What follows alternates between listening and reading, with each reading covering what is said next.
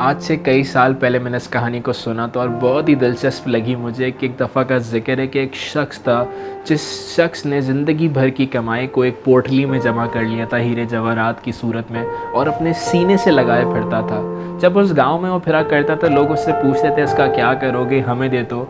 तो वो शख्स कहता था मेरे दिल में एक सवाल है और जो मेरे सवाल का जवाब देगा तो मैं उस शख्स को सारी दौलत दे दूंगा। तो लोगों ने पूछा वो क्या सवाल है। वो कहता है मेरे दिल के अंदर सुकून नहीं है, मैं सुकून की तलाश में निकला हूँ। जो शख्स मुझे बताएगा ना कि दिल में सुकून कैसे आता है और किस तरह मेरी ज़िंदगी में सुकून आएगा, उस शख्स को मैं अपनी सारी दौलत दे दूंगा।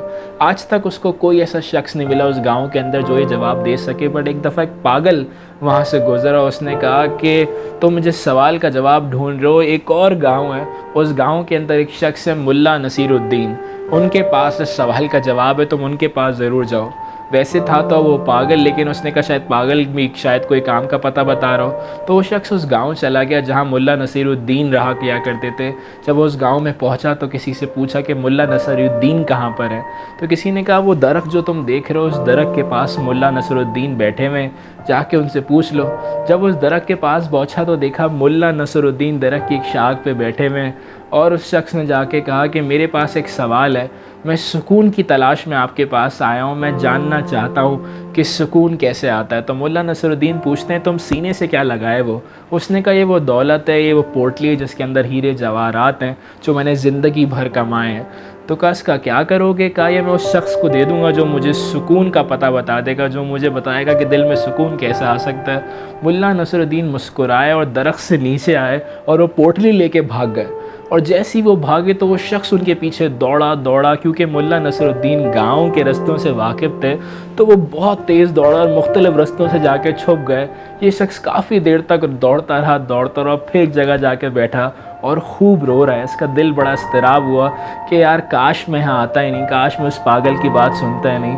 बहुत परेशान हुआ, उसका दिल तड़पने लगा और जब दिल बहुत तड़पा तो उसी दरख्त के नीचे आके बैठ गया जहाँ मुल्ला नसीरुद्दीन इसे नज़र आए थे। बहुत देर बैठा रहा। अब अचानक से मुल्ला नसीरुद्दीन दोबारा दरख्त की शाख पर चढ़े और आवाज़ लगाई, हाँ भाई क्या हाल है, क्या सुकून मिला। तो उन्होंने मुल्ला नसीरुद्दीन को देख के कहा कि तुमने मेरे साथ सही नहीं किया, मेरा दिल बहुत तड़प रहा है, मेरे दिल में बहुत दर्द हो रहा है। तो फ़ौरन वो पोटली पैसों की मुल्ला नसीरुद्दीन ने ऊपर से फेंकी और जैसी वो पोटली उससे मिली उसने फ़ौरन सीने से लगा ली और एक गहरी सांस ली और कहा हाँ मुझे वाकई में सुकून मिल रहा है। मुल्ला नसीरुद्दीन ने पूछा क्या तुम्हें वाकई में सुकून मिल रहा है। उसने कहा हाँ मुझे वाकई में सुकून मिल रहा है। अक्सर हमारी ज़िंदगी में बहुत सारी चीज़ें ऐसी होती हैं जो कि हमारे पास होती हैं, बट जब तक वो हमसे जुदा ना हो जाए ना हम उसकी अहमियत को नहीं जान पाते। वो एक बड़ा अच्छा जुमला है, हम में से किसी का मरना बहुत ज़रूरी है ताकि दूसरे ज़िंदगी के मकसद को समझ सकें। बट मैं समझता हूँ ज़िंदगी के मकसद को समझ लीजिए, ज़िंदगी में दी हुई नेमतों का शुक्र करने के लिए उन नेमतों का खोना ज़रूरी नहीं है। बाज़ दफ़ा हम दूसरों की ज़िंदगी से भी बहुत कुछ सीख सकते हैं, बाज़ दफ़ा हम अपनी ज़िंदगी से बहुत कुछ सीख सकते हैं। तो ये बात मैं हमेशा अपने आप को भी समझाता हूँ, दूसरों को भी समझाने की कोशिश करता हूँ कि जो नेमत है आपकी ज़िंदगी में उस नेमतों का शुक्र अदा कीजिए। हर छोटी छोटी नेमत को काउंट कीजिए। जो सांस अंदर गई है ये बाहर आएगी या नहीं ये बात बहुत मैटर करती है, बट क्या मैं सांस का भी शुक्र कर रहा हूँ, क्या जो नेमत है, क्या वालिदैन की सूरत में जो भी छोटी छोटी ब्लेसिंग्स है क्या मैं उनको काउंट भी करता हूँ, क्या मैं ज़िंदगी में कंप्लेन ही करता रहता हूँ।